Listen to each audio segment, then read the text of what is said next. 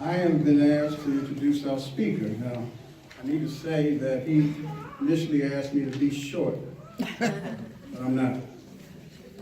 He's too accomplished for that. Terence Moore is a 1978 Miami alum, a national sports writer and TV contributor, often seen on CNN, ESPN, and MSNBC, has been honored as Miami's Carl and Helen King Distinguished Professor in the Department of Media, Journalism, and Film. As a professional journalist with 40 years of experience, Moore has covered numerous sports bowls, Olympics, major boxing matches, and much more. He has written for the Cincinnati Enquirer, the San Francisco Examiner, the Atlanta Journal-Constitution, and prominent websites like AOL, Forbes.com, and Major League Baseball. We're thrilled to have Terence Moore continue to enrich the experiences of our students in media journalism and film.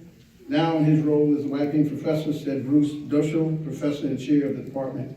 He joins two other Wiping Professors, Will Hager and James Tobin, as the latest in the line of world-class journalists to work with us. It's my honor and pleasure to introduce to you on this day, Mr. Terence Moore.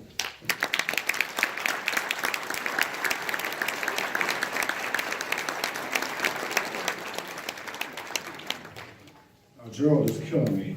And then I'll tell you why. I told him to keep it short so I would have more time. Okay? Because Ron Scott has been telling me for days, weeks, months, keep it 20 minutes. And I'm like, how can I do this in 25, 26, 20? Then I started thinking, Dr. King's I've Got a Dream speech was 17 minutes. So I'll do the best I can.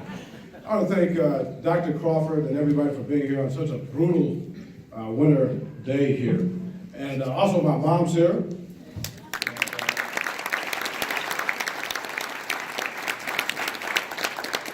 She flew in all the way from Cincinnati.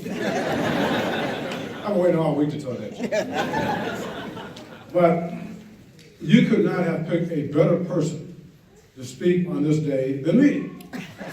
And I say that modestly because it's actually true. I've got more than a few connections with Dr. King and his family, and I'm going to share those with you. And at the end, I'm going to tell you a little known fact about Dr. King. I wouldn't say it's a little known fact, but it's something that doesn't get as much play as I believe that it should as to why he was so successful in the civil rights movement. And it's also something that everybody in this room can take away and enrich their lives and help them also become better when it comes to society. I am a huge history buff. I love history. So in 1980, I worked for the San Francisco Examiner after starting out the Cincinnati Enquirer, and I worked at the Cincinnati Enquirer as soon as I left out of college. But in 1980, I'm working for the San Francisco Examiner. The first beat I had was the San Francisco Giants. And I mention that because that summer, I went to Atlanta for the first time. And if you're a history guy, when you go to Atlanta, it's all about Dr. King. He was born and raised in Atlanta, along with most of his family members and what have you. His burial place is there, his crypt. His birthplace is a National Historical Site. He went to Morehouse College. But the big thing about Atlanta, when it comes to Dr. King, is Ebenezer Baptist Church. So as a historian, I'm there with the Giants that summer of 1980, so I've got to go to Ebenezer Baptist Church. Now, just to let you know about Ebenezer. Ebenezer, the first pastor was not a King, but the second one was Dr. King's maternal grandfather, A.D. Williams. And he was a pastor of Ebenezer from 1894 to 1930. And he had an assistant pastor by the name of Martin Luther King Sr., okay? His name was Daddy King. Daddy King was the pastor of the church from 1931 until 1975. He retired in 1975. People mistakenly think that Dr. King was a pastor of Ebenezer, but he was a co-pastor from 1960 until 1968 when he was assassinated in Memphis on April 4th of 1968. Now I mention that because when I got there, I was all excited with all this, this history, and went to the church office and ran into a secretary by the name of Effie Walker. And I told her, everything that she knew and didn't want to know about Dr. Martin Luther King. I was so excited being there. So she said, well, I'm going to give you a private tour of Ebenezer. So she gives me a tour of everything. And at the end of the tour, she said, well, why don't you come back here on Saturday for a worship service? And I told her, well, I got this other job going. I work for the San Francisco Examiner. I won't be here. And then she said, well, when you move to Atlanta, you know where this is going. I want you to join Ebenezer. And okay, that's the summer of 1980. Lo and behold, in January 1985, I worked for Atlanta Journal-Constitution. And the first Sunday, I go to Ebenezer, didn't join that day, but it ended up joining a few weeks later. And that's something that she and I have talked about often through the years. And not only did I join Ebenezer in 1985 when I went to Atlanta, I became very active at Ebenezer. I was one of the co-leaders of something called the Young Adult Fellowship. And this was for people who were between the ages of 18 and 25. One of the persons who was part of that fellowship was Bernice King. And Bernice King was Dr. King's youngest daughter, or his youngest daughter. And I've got some stories to tell you about that in a minute. In addition to that, I was also one of the founders of the Brotherhood at Ebenezer, the men's group. And then I became a deacon at Ebenezer. And for those of you who aren't familiar with the Baptist church, the deacons are the right-hand men of the pastor, okay? So through this experience, I got a chance to meet a whole bunch of people and a lot of Dr. King's assistants, who I'm very close to this day. Jesse Jackson, I just talked to Jesse Jackson last week, who was in Atlanta. Andrew Young is the one that I'm the closest to. Andrew Young was the UN ambassador back during the Jimmy Carter administration, and also a former mayor of Atlanta, and also a congressman. And Andy told me all kinds of stories. Last year, with the 50th anniversary of Dr. King's assassination, and Andy Young told me things that he's never said before. About that day, April 4th, 1968, when he was assassinated in Memphis, Tennessee at the Lorraine Motel. And you can Google this, Terence Ward, Andy Young, ESPN, The Undefeated, that's what I did it for. It's a very riveting piece where he described in great detail, moment by moment, what he was thinking, what Dr. King was thinking, right up to the time of the assassination and beyond that. So Andy Young, I know Andy very well. John Lewis, we mentioned John Lewis. He's a good friend of mine. John Lewis is a member of Ebenezer. C.T. Vivian, Joseph Lowry, who was a former head of the Southern Christian Leadership Conference. And the thing that was interesting about talking to these men, in addition to the King family, and I'll tell you about that in a minute, is that they gave me a different side of Dr. King. Now, being a reporter, you're very inquisitive, and I have a tendency to ask a lot of questions. I see Deb Scott is here. We were on the alumni board together for 6 years. And they used to keep me all the time about, now, Terence, don't interrogate these people. Don't interrogate them, okay? I would ask them questions anyway. We would have to talk to students and other groups all the time. Just the nature of being a reporter. And so I got a chance to talk to them about Dr. King, about what he was really like. And the thing is, when you see these pictures of Dr. King, you look at the old film footage, you see this very serious guy. And he certainly was that. There was also this other aspect of Dr. King where he could be very fun-loving. One of the things that a lot of his friends talked about was, particularly when they went out on these different marches and what have you, and they were back at the hotel, he loved to have pillow fights, okay? Get this visual. Can you imagine Dr. King in a pillow fight? I mean, it's just, you just can't imagine that.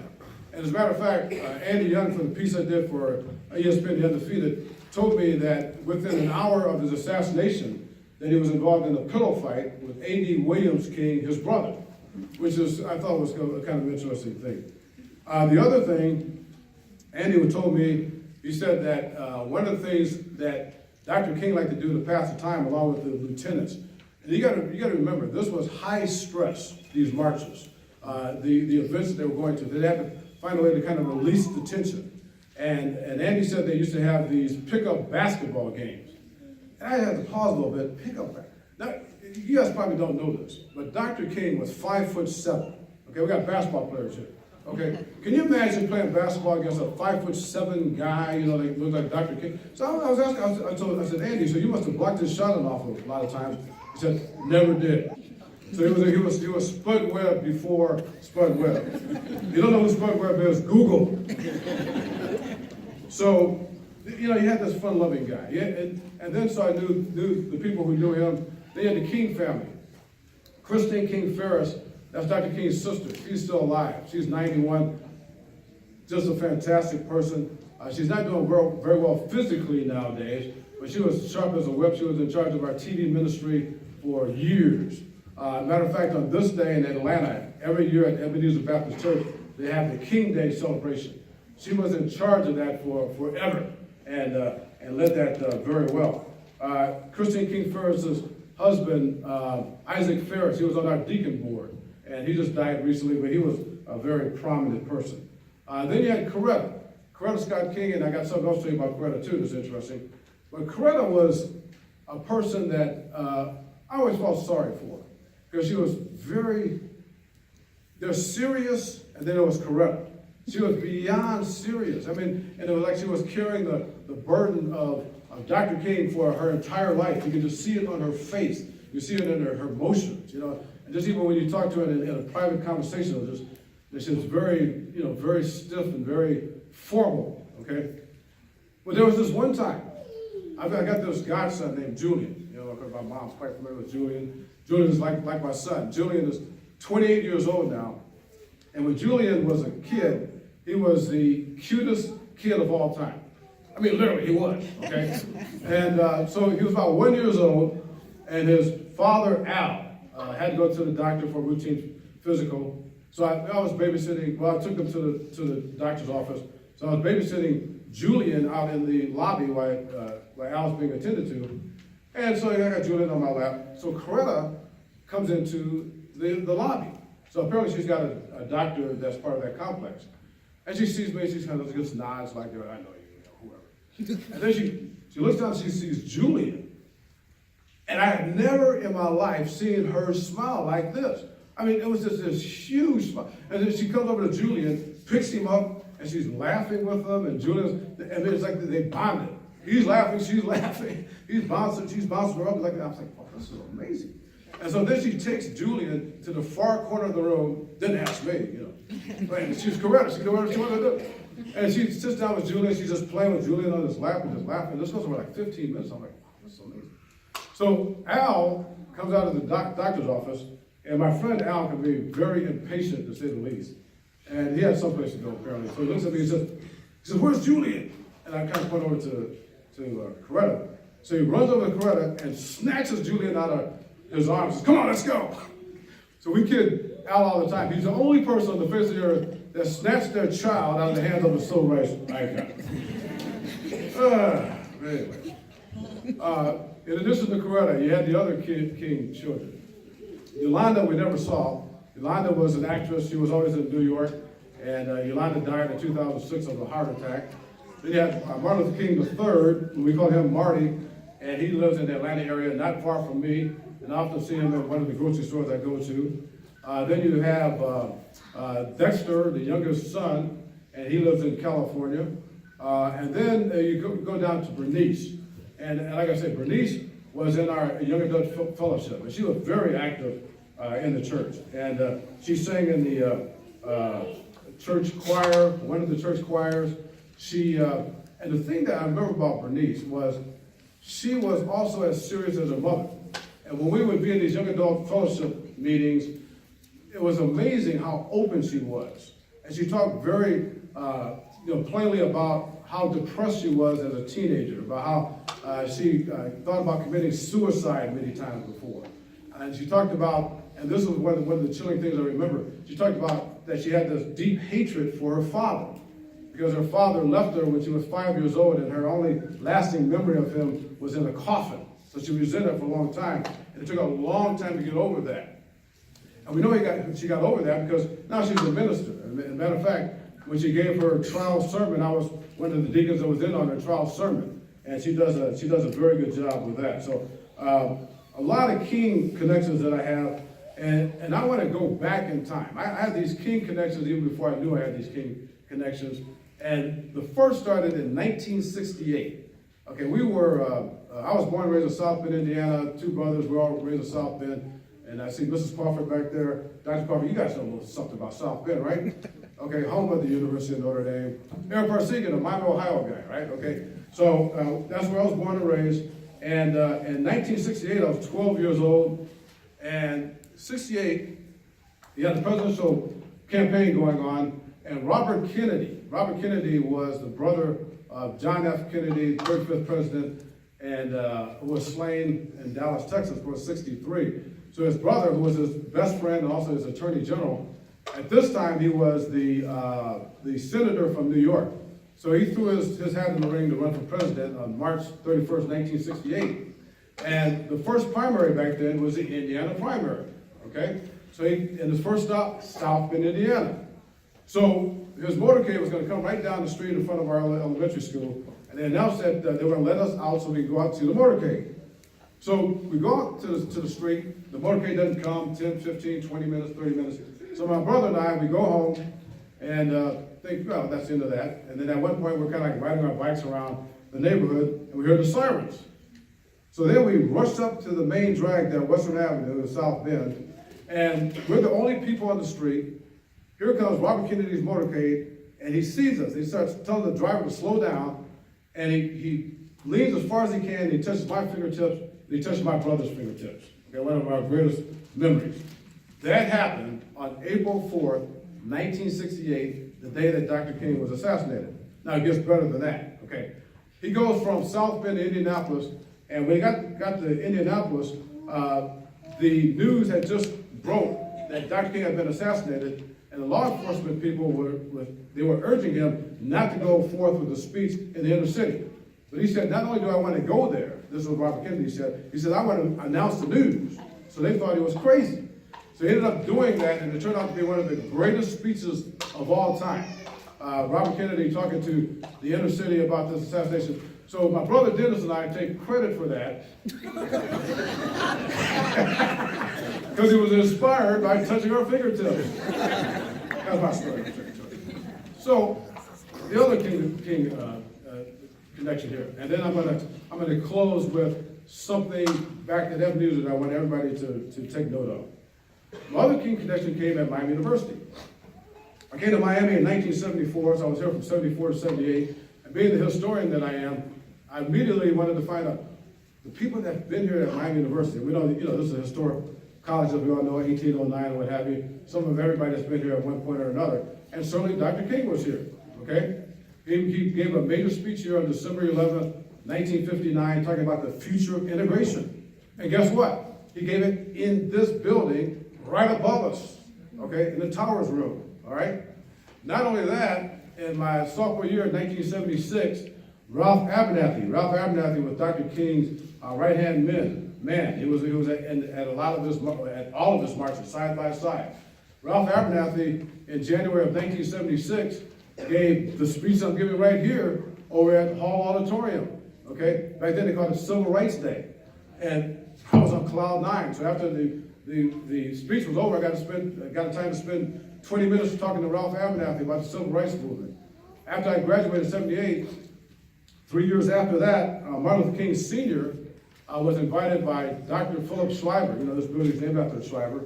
And he was the president here for 16 years, and he was the president when I was here.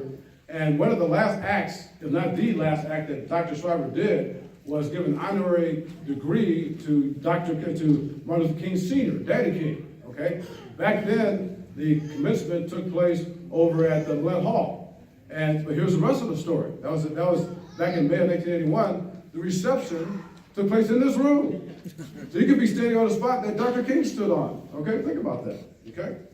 And then the final thing is, being part of the alumni board, you're involved in a lot of great, neat stuff.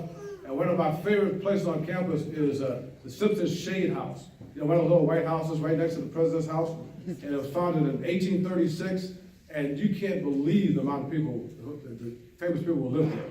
Like Red Skelton and Lucille Ball and Howard Cosell. And they got this living room where you go down and they got this guest book where you can see all the people, the famous people that stayed there. And I'm looking at this guest book, and Coretta Scott King was there, okay? She spoke here in Atlanta, here in Oxford in October of 2004. and urging young people to go out and vote. She ended up dying about 2 years after that. So we're part of a historical college in ways that we don't even know, okay? And I'm going to close with this. How am I doing time? You're good. She says I'm okay. Don't tell me. Like another 10 minutes? No. I'm going to close with this. All right. I'm going to go back to Ebenezer. And this is a story that's very much unique to me. When you're a deacon at Ebenezer, you were assigned to a couple of people in the congregation that were your people that you had to pay close attention to. And I had the two oldest members of Ebenezer, which I love, because I really like older people and I really like younger people. People my age I can't stand. There's an older woman named Mrs. Rucker, and the older man was named John Edwards. He was a reverend. And John Edwards, he was about 95, 96. So he used to tell me all kinds of stories about Ebenezer and something about Dr. King, just unbelievable stories. And one of the things he told me, he was Dr. King's Sunday school teacher. You know, and this is the first time I'm telling this story in public, by the way. He was Dr. King's Sunday school teacher. And when Dr. King was like 11, 12, 13, for about 2 or 3 years. And the thing that was always interesting, whenever he would tell me these stories about Dr. King, he would reach in this drawer and pull out this notebook. And it had all these rubber bands around it, you know, and he would show me, and it was a roll. And every week you would see Dr. King signing in the roll. It was just really neat back in the 30s and the 40s. So he says that Dr. King was the most difficult Sunday school teacher he ever had, because he said that he would never take anything at face value. I mean, you had to explain exactly why that was so, okay? And he was very meticulous. He was very firm in that you had to kind of like be very plain and precise. He said that, and the thing that Dr. King always had trouble with was the virgin birth. And for those of you who aren't Christians, the two things that you really got to understand and be very knowful of is the resurrection and the virgin birth. He said Dr. King never could accept the virgin birth. He just could not get it because it was not logical to him. So he said this goes on for 2-3 years. So finally, Reverend Edwards said that he pulls Dr. King aside one day and said, look, he said, there are some things that you're going to have to take by faith. Hebrews 11:1. Now, faith is the substance of things hoped for, the evidence of things not seen. He said, you're going to have to take that and run with it, okay? You can't go through life trying to figure out things all the time about why something's not so, okay? So you see where I'm going with this. Years later, backtrack, I asked Reverend Edwards, I said, so did he ever come around to believing in the virgin birth? And then he says, well, let me tell you this. He said years later, when Dr. King was in his early 20s, he said, he came up to me and he said that, I'm glad you told me about faith. I understand what you mean by now. He understood the virgin birth, and he also accepted the fact that sometimes you have to have faith in doing things. We certainly saw that in Dr. King's life. You know, he had many ways he could see his faith, but the 4 big ways he saw his faith was he had faith in God, needless to say. You can hear it in the sermons. You know, he had faith in his family. The King family is a very close-knit family. He had faith in his country. And he had to have faith in his country, given the things that African Americans went through back then and they're going through now. But he had faith, and he constantly said that he wanted this country to live up to what it said in the Declaration of Independence and the U.S. Constitution. And he had faith that would happen someday. But you know what else he had faith in? And this is something that I think is little play. He also had faith in himself. And I say that, and I want to stress that, because there is no way in the world he could have endured all the things that he endured with the fire hoses and the dogs and the racism and the bombings of his house and the death of his children, unless he had faith that he can make a difference. So this is what I'll leave you with. That is where we need to be, okay? If you're not a religious person, you know, at least have faith in your family, okay? You don't have a family, yeah, I mean, at least have faith in this country. Well, given what's going on in Washington, D.C., I know it's okay, but the one thing that everybody in this room can have faith in is have faith in yourself. Have faith in yourself that you as an individual, that we as individuals, we can make a difference. Thank you very much.